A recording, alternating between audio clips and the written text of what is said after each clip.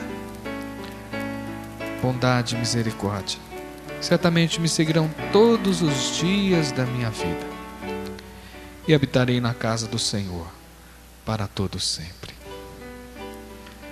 Pai, ó Senhor, Senhor deste salmo, pastor das nossas almas, Senhor de nossas vidas, fale aos nossos corações com teu Santo Espírito, para que o teu nome seja glorificado. Oramos no nome de Jesus. Amém.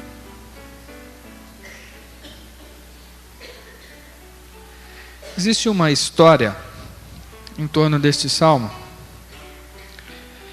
Eu não sei bem qual a sua origem, mas eu já li essa história em vários livros e outros artigos de revistas evangélicas,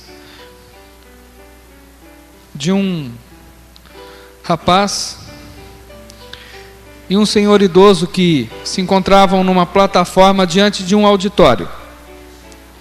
E era um programa especial, e eles tinham a responsabilidade de dizer o Salmo 23, decor. Eu vi que muitos aqui, enquanto eu estava lendo, acompanharam a leitura sem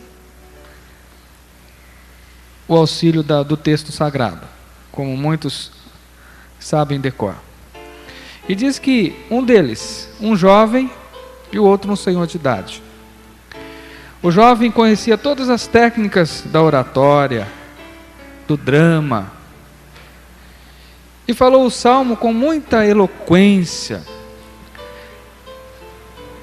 como um grande orador.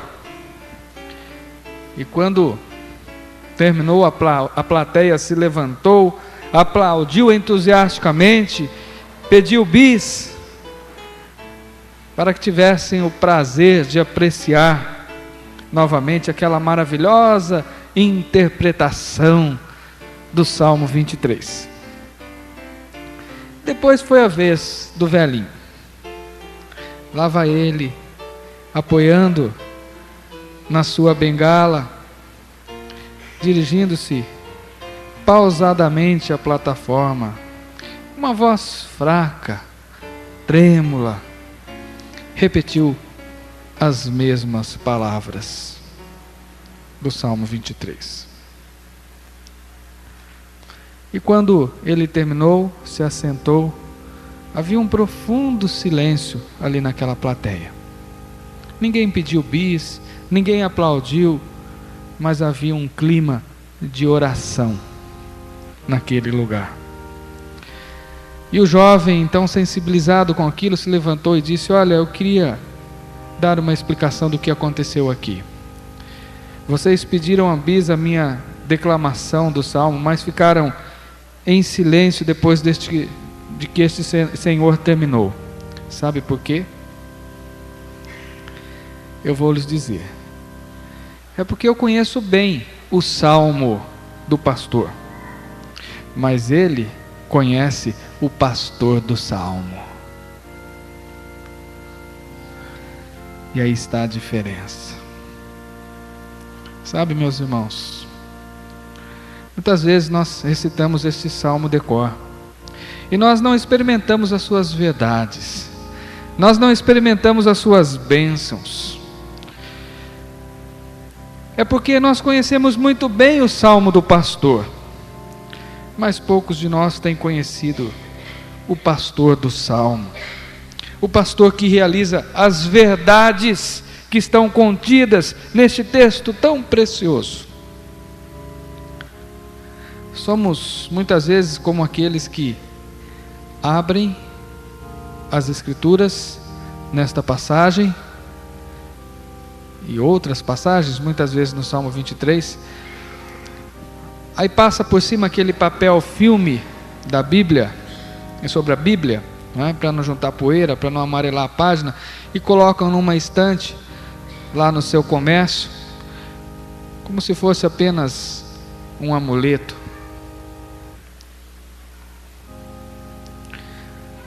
E na verdade, sem nenhum conhecimento, sem nenhuma experiência com o Senhor e pastor deste salmo.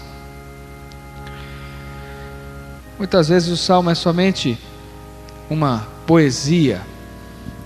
Se alguém puder desligar este ventilador, por favor, eu agradeço.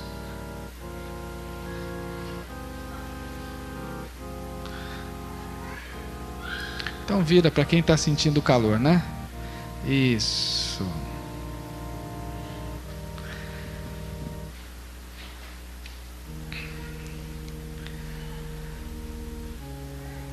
O Salmo 23, meus irmãos, não é apenas uma poesia, não é um sonho, mas a gente vê nesse salmo uma verdadeira realidade em todos os tempos da história. Sabe, não é alguma coisa para a gente decorar, para recitar, apenas para lembrar na vida, mas é uma intenção profunda de Deus de fazer diferença na nossa vida, de fazer diferença na nossa história, na nossa experiência do dia a dia. Vejam vocês como o Salmo 23 não é uma utopia, não é uma fuga da realidade, mas um convite para a gente entrar na realidade da vida. Veja quantas realidades estão descritas aqui.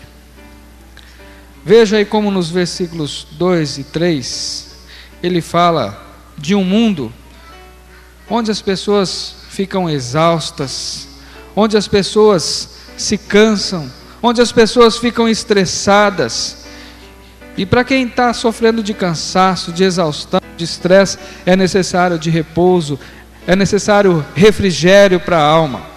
Veja o que ele diz aí, para quem está cansado, que ele me faz repousar, ele refrigera a minha alma. Sabe, o Salmo diz que quando eu estou atribulado, quando eu estou sentindo cansado, quando lá dentro de mim parece que está tudo abafado, e a gente está precisando de ar fresco para reanimar-se, Deus sopra na nossa alma, refrigera a nossa alma. Ele fala da realidade desta vida, de muita gente que está cansada. Fala também de uma outra grande realidade, de um mundo sem direção, de pessoas desviadas, de pessoas sem rumos, de pessoas perdidas, sem saber para onde estão indo, sem conseguir vislumbrar nada à frente. Fala também de um mundo em trevas, de um mundo cheio de medo, pessoas em pânico, manchado pela opressão, caracterizado pela morte, caracterizado pelas trevas. Ele está falando de coisas reais, de experiência dos nossos dias. Leia este salmo e preste atenção se todas essas coisas nós não estamos sujeitos. O salmo fala da inveja, o salmo fala da hostilidade, das inimizades. Veja aí o versículo 5, que ele fala dos adversários que nos cercam, invejosos, gente desejosa de nos destruir, gente que maquina traição contra nós, gente mesquinha, gente medíocre, gente perversa, os inimigos que se levantam contra nós. Realidade do dia a dia. Esse salmo não é apenas uma poesia, mas fala da vida, da realidade do dia a dia. Mas ele nos promete coisas maravilhosas. Ele nos promete uma vida sadia, uma vida protegida. Apesar do mundo ser como é, apesar de tantos conflitos, de tantas desgraças, o Salmo nos promete uma vida de paz. Aqui está a riqueza maior deste Salmo.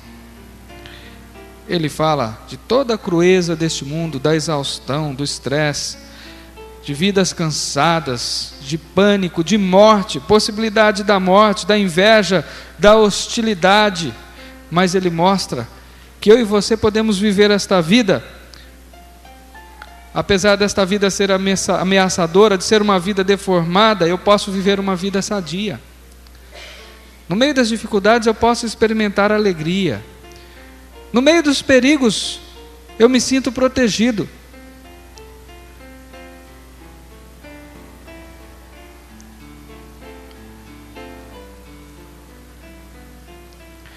Veja o versículo 3. Ele fala que nesse mundo tão complicado, de tantas doenças, de tantas pessoas que estão machucadas, eu posso ter uma vida emocional saudável, uma vida equilibrada. Veja o versículo 3, quando ele diz que o salmista refrigera a nossa alma. Diante de tantos conflitos, nós podemos ter refrigério. Deus pode soprar na minha alma, jogar um balde de água fria, refrescar a minha vida. Se eu estou estressado, Deus me traz renovação. Deus pode me deixar tranquilo. Deus pode soprar uma brisa suave. Pode entrar na minha vida, lá naquela parte mais íntima do meu ser, e soprar uma brisa confortante, de tal forma que a minha vida seja renovada, de tal forma que haja um refrigério diante das dificuldades. Veja o que mais que este salmo nos promete. Diz aí: guia-me pelas veredas da justiça. Embora neste mundo a gente veja tanta corrupção, tanta podridão em nossa sociedade, ele diz que em meio a vidas tortas, vidas pervertidas, eu posso andar em justiça, eu posso andar em retidão, eu posso fazer diferente. Deus diz que não apenas o meu rumo pode ser certo, mas o meu caminho pode ser justo. Guia-me pelas veredas da justiça. Deus me guia. No mundo onde as pessoas não sabem para onde vão, e quando caminham, vão por caminhos tortuosos, caminhos largos de perdição. Diz aqui que o Senhor me garante o rumo, Ele me guia em justiça, em integridade, em retidão. Sabe, eu posso sofrer perdas, eu posso passar por calamidades, eu posso ter a vida marcada por angústias. Isso pode acontecer. Veja o versículo 4. Ainda que eu ande. É possível. Davi está dizendo que é possível você passar pelo vale da sombra da morte. Quem sabe? E às vezes a gente fica pensando que a tragédia, o sofrimento, chega até a casa do vizinho apenas, né? Mas não bate na porta da nossa casa. A gente acha que nunca a desgraça vai chegar na nossa vida. E eu espero que isso não aconteça. Ninguém deseja isso. O salmista está dizendo isso. Eu espero que não, mas ainda que. Pode ser que um dia venham as dificuldades na minha vida. Pode ser que um dia eu tenha que passar pelo vale da sombra da morte. Mas se eu tiver que passar pelas tribulações, pelas lutas, eu conto com o Senhor, porque Ele é o meu pastor. Ele me refrigera a alma. Eu posso ter uma vida consolada. Nós podemos perder as coisas, sim, mas nestas perdas aparentes, por meio da fé no Senhor, eu posso ter consolo. Ainda que eu ande pelo vale da sombra da morte, ainda que eu veja a morte, ainda que eu experimente a morte entre os meus familiares, quem sabe o meu filho está doente, quem sabe a esposa está doente, beirando a morte, quem sabe ela está sofrendo muita dor, contudo, o Senhor está comigo, Ele me consola, Ele fortalece a minha vida. Um salmo que não foge da realidade, não é utopia, fala das dificuldades da nossa vida, mas é um salmo que diz que eu posso contar com o Senhor, que Ele está ao meu lado. Um salmo que me promete honra, mesmo em meio à hostilidade, à inveja dos outros. Certamente você não vai deixar de passar por isso. Você vai encontrar invejosos, você vai ter inimigos, você vai ter adversários na sua vida. Mas Deus diz assim, que se você andar com Ele, se Ele conduzi-lo, sabe o que vai acontecer? Você vai ser honrado entre aqueles que te perseguem. Veja o versículo 5. Como é irônico, não é? Esta passagem com relação aos meus inimigos. Preparas-me uma mesa. Sabe? É Deus quem prepara uma mesa para você, na presença dos seus adversários. É Ele quem unge a sua cabeça com óleo. É Ele quem faz o seu cálice transbordar. Os seus adversários, os seus inimigos estão todos ao seu redor, estão observando. E eles observam Deus estender a toalha para você. Eles observam Deus servir a mesa para você, trazer o bom vinho, derramar o óleo da unção sobre você, aquele óleo da alegria na sua cabeça. Eles estarão ali. Eles estarão ao seu redor, tentando te oprimir, mas eles vão observar Deus honrando você. Se o Senhor for o seu pastor, e se o pastor for o seu Senhor.